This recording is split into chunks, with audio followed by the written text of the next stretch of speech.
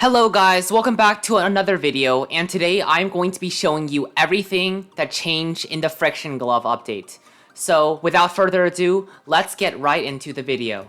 So of course the first thing that changed in the update is the new Friction Glove.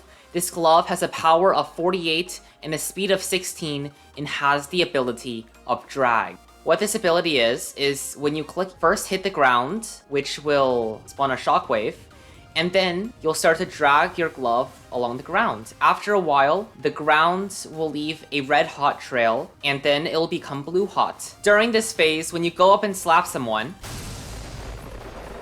the person will catch on fire and will be sent very, very far. Another cool quirk about this glove is that if an enemy walks onto the fire trail that you leave, the enemy will actually get briefly ragdolled. And this is great for trapping an enemy and then slapping it, basically giving you an instant kill. Another thing that changed is the new Cherry Mastery. This new glove now has a mastery which requires you to kill players without them slapping you 250 times, kill 10 players without getting slapped in a row, using your duplicates to combo 100 times, and slapping with your duplicates 750 times.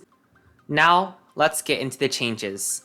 The first change is that certain gloves now have their ability to cancel out whenever you get ragdolled.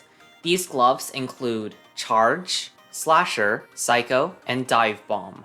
There have also been other changes to gloves, these being that Bob now produces a sound when killed,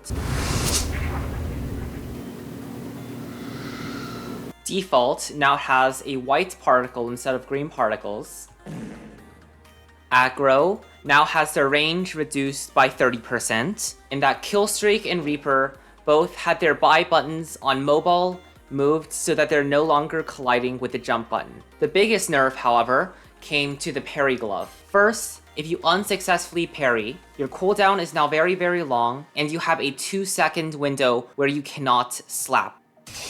However, if you successfully parry someone, you will only have a 0.5-second cooldown, and you will be able to slap immediately afterwards without a cooldown. Secondly, instead of double jumping, your dash is now tied to your R ability.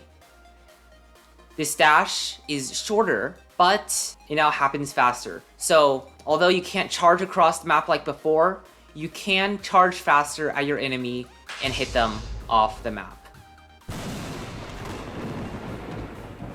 A few other gloves also had their double jump ability rebound to R. This includes Retro, Admin, and Santa. Another change that happened this week is that you can no longer spawn inside of a Mega Rock or a defense. Masteries also got nerfed. For example, Rob now only needs you to absorb 750 people instead of 1,000. Moai's slap people into the stun quest has been fixed. And finally,